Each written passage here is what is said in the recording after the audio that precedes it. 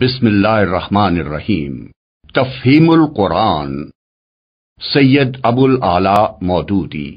دیباچہ۔ اس تیسرے حصے کے اندر مولانا مودودی رحمۃ اللہ علیہ نے لفظی ترجمے کا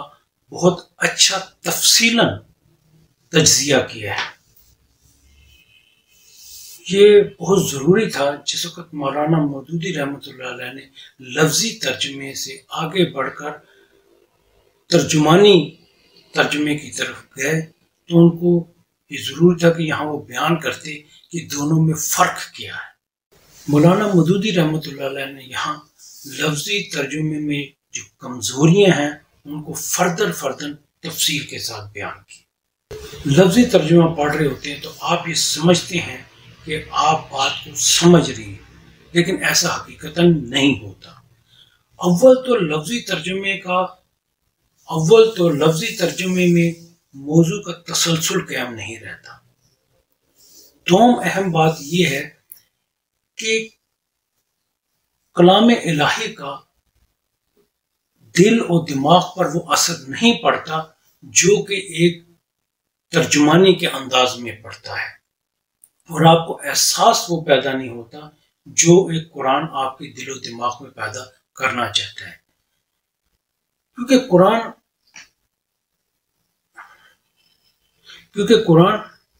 تقریر کی شکل میں نازل ہوا، تحریر کی شکل میں نہیں۔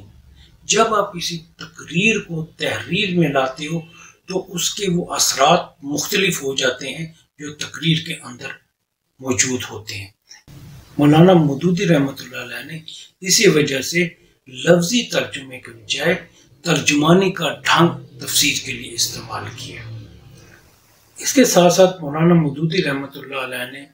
ہر سورہ کا دیباچہ بھی لکھا ہے تاکہ آپ کو پتہ چل سکے کہ یہ سورہ کن حالات میں اور کن واقعات میں اور کیا صورتحال تھی جس وقت یہ سورہ نازل ہوا۔ مختلف آیات کا جہاں انہوں نے ضرورت محسوس کی اور یہ بات کہی کہ مجھے ایسا محسوس ہوا، وہاں پر حاشیہ لکھا ہے تاکہ آپ آیت کی متعلق بھی پڑھ سکیں کہ اس کا کیا مطلب ہے اور یہ سمجھ سکیں کہ کس حالات کے اندر نازل ہوئی تھی۔ اس کو پڑھ لینے کے بعد، سن لینے کے بعد میرے خیال میں ان افراد کو یہ بات سمجھ آ جانی چاہیے جو اعتراض کرتے ہیں کہ دیگر تفاسیر کی موجودگی کے اندر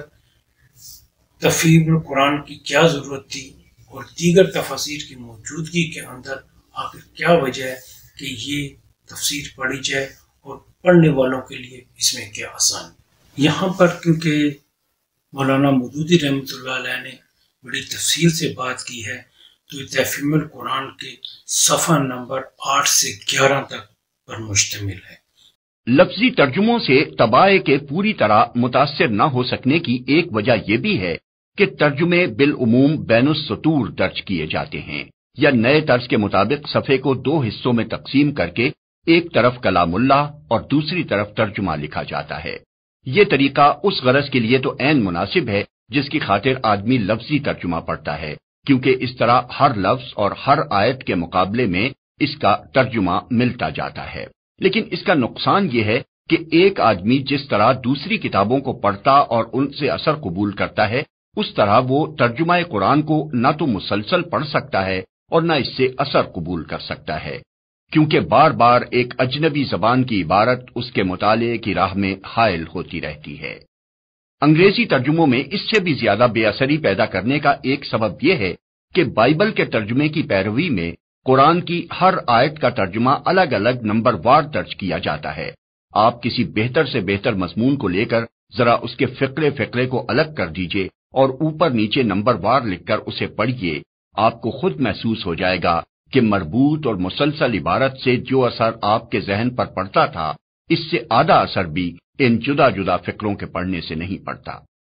ایک اور وجہ اور بڑی اہم وجہ لفظی ترجمے کے غیر مؤثر ہونے کی یہ ہے کہ قرآن کا طرز بیان تحریری نہیں بلکہ تقریری ہے۔ اگر اس کو منتقل کرتے وقت تقریر کی زبان کو تحریر کی زبان میں تبدیل نہ کیا جائے اور جوں کا تو اس کا ترجمہ کر ڈالا جائے تو ساری عبارت غیر مربوط ہو کر رہ جاتی ہے۔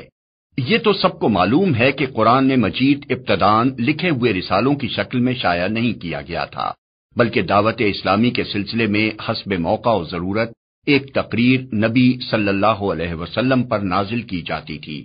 اور آپ اسے ایک خطبے کی شکل میں لوگوں کو سناتے تھے۔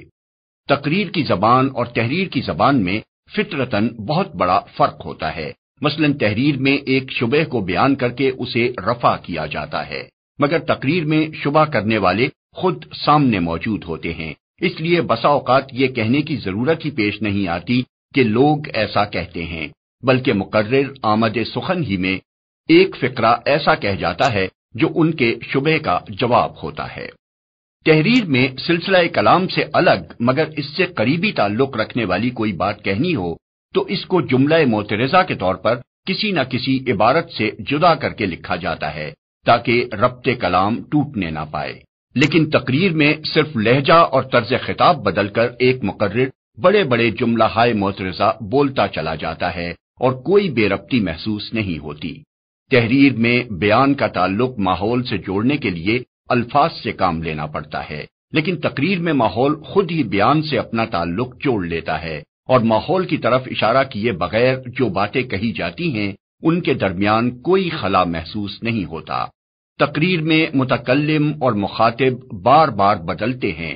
مقرر اپنے زور کلام میں موقع و محل کے لحاظ سے کبھی ایک ہی گروہ کا ذکر بصیغہ غائب کرتا ہے اور کبھی اسے حاضر سمجھ کر براہ راست خطاب کرتا ہے، کبھی واحد کا صیغہ بولتا ہے اور کبھی جمع کے صیغے استعمال کرنے لگتا ہے، کبھی متکلم وہ خود ہوتا ہے، کبھی کسی گروہ کی طرف سے بولتا ہے، کبھی کسی بالائی طاقت کی نمائندگی کرنے لگتا ہے اور کبھی وہ بالائی طاقت خود اس کی زبان سے بولنے لگتی ہے۔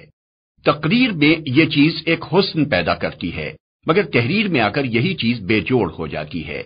یہی وجوہ ہیں جب کسی تقریر کو تحریر کی شکل میں لایا جاتا ہے تو اس کو پڑھتے وقت آدمی لازماً ایک طرح کی بے ربطی محسوس کرتا ہے اور یہ احساس اتنا ہی بڑھتا جاتا ہے جتنا اصل تقریر کے حالات اور ماحول سے آدمی دور ہوتا جاتا ہے۔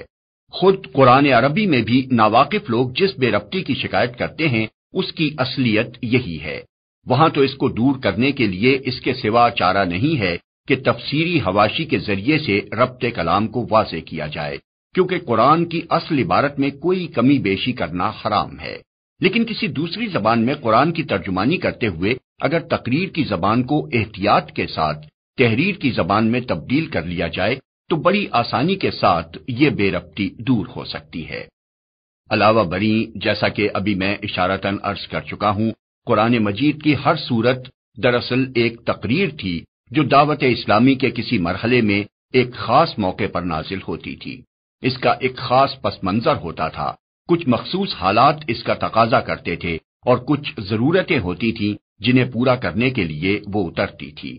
اپنے اس پس منظر اور اپنی اس شان نزول کے ساتھ قرآن کی ان صورتوں کا تعلق اتنا گہرا ہے کہ اگر اس سے الگ کر کے مجرد الفاظ کا ترجمہ آدمی کے سامنے رکھ دیا جائے تو بہت سی باتوں کو وہ قطعاً نہیں سمجھے گا اور بعض باتوں کو الٹا سمجھ جائے گا اور قرآن کا پورا مدعا تو شاید کہیں اس کے گرفت میں آئے گا ہی نہیں۔ قرآن عربی کے معاملے میں اس مشکل کو دور کرنے کے لیے تفسیر سے مدد لینی پڑتی ہے، کیونکہ اصل قرآن میں کسی چیز کا اضافہ نہیں کیا جا سکتا۔ لیکن دوسری زبان میں ہم اتنی آزادی برت سکتے ہیں کہ قرآن کی ترجمانی کرتے وقت کلام کو کسی نہ کسی حد تک اس کے پس منظر اور اس کے حالات نزول کے ساتھ جوڑتے چلے جائیں تاکہ ناظر کے لیے وہ پوری طرح بامانی ہو سکے۔ پھر ایک بات یہ بھی ہے کہ قرآن اگرچہ عربی مبین میں نازل ہوا ہے لیکن اس کے ساتھ وہ اپنی ایک مخصوص اصطلاحی زبان بھی رکھتا ہے۔ اس نے بکثرت الفاظ کو ان کے اصل لغوی معنی سے ہٹا کر ایک خاص معنی میں استعمال کیا ہے، اور بہت سے الفاظ ایسے ہیں جن کو وہ مختلف مواقع پر مختلف مفہومات میں استعمال کرتا ہے۔ پابندی لفظ کے ساتھ جو ترجمے کیے جاتے ہیں ان میں اس اصطلاحی زبان کی رعایت ملحوظ رکھنا بہت مشکل ہے، اور اس کے ملحوظ نہ رہنے سے بسا اوقات ناظرین طرح طرح کی الجھنوں اور غلط فہمیوں میں مبتلا ہو جاتے ہیں۔ مثلا ایک لفظ کفر کو لیجئے جو قرآن کی اصطلاح میں اصل عربی لغت اور ہمارے فقہاء و متکلمین کی اصطلاح دونوں سے مختلف معنی رکھتا ہے، اور پھر قرآن میں بھی ہر جگہ ایک ہی معنی میں استعمال نہیں ہوا ہے۔ کہیں اس سے مراد مکمل غیر ایمانی حالت ہے، کہیں یہ مجرد انکار کے معنی میں آیا ہے، کہیں اس سے محض ناشکری اور احسان فراموشی مراد لی گئی ہے، کہیں مقتضیات ایمان میں سے کسی کو پورا نہ کرنے پر کفر کا اطلاق کیا گیا ہے، کہیں اعتقادی اقرار مگر عملی انکار یا نافرمانی کے لیے یہ لفظ بولا گیا ہے، کہیں ظاہری اطاعت مگر باطنی بے اعتقادی کو کفر سے تعبیر کیا گیا ہے۔ ان مختلف مواقع پر اگر ہم ہر جگہ کفر کا ترجمہ کفر ہی کرتے چلے جائیں یا اور کسی لفظ کا التزام کر لیں تو بلا شبہ ترجمہ اپنی جگہ صحیح ہوگا، لیکن ناظرین کہیں مطلب سے محروم رہ جائیں گے، کہیں کسی غلط فہمی کا شکار ہوں گے اور کہیں خلجان میں پڑ جائیں گے۔ لفظی ترجمے کے طریقے میں کسر اور خامی کے یہی وہ پہلو ہیں جن کی تلافی کرنے کے لیے میں نے ترجمانی کا ڈھنگ اختیار کیا ہے۔ میں نے اس میں قرآن کے الفاظ کو اردو کا جامہ پہنانے کے بجائے یہ کوشش کی ہے کہ قرآن کی ایک عبارت کو پڑھ کر جو مفہوم میری سمجھ میں آتا ہے اور جو اثر میرے دل پر پڑتا ہے اسے حتی الامکان صحت کے ساتھ اپنی زبان میں منتقل کر دوں۔ اسلوب بیان میں ترجمہ پن نہ ہو، عربی مبین کی ترجمانی اردو مبین میں ہو، تقریر کا ربط فطری طریقے سے تحریر کی زبان میں ظاہر ہو اور کلام الہی کا مطلب و مدعا صاف صاف واضح ہونے کے ساتھ اس کا شاہانہ وقار اور زور بیان بھی جہاں تک بس چلے ترجمانی میں منعکس ہو جائے۔ اس طرح کے آزاد ترجمے کے لیے یہ تو بہرحال ناگزیر تھا کہ لفظی پابندیوں سے نکل کر ادائے مطالب کی جسارت کی جائے، لیکن معاملہ کلام الہی کا تھا، اس لیے میں نے بہت ڈرتے ڈرتے ہی یہ آزادی برتی ہے۔ جس حد تک احتیاط میرے امکان میں تھی اس کو ملحوظ رکھتے ہوئے میں نے اس امر کا پورا اہتمام کیا ہے کہ قرآن کی اپنی عبارت جتنی آزادی بیان کی گنجائش دیتی ہے اس سے تجاوز نہ ہونے پائے۔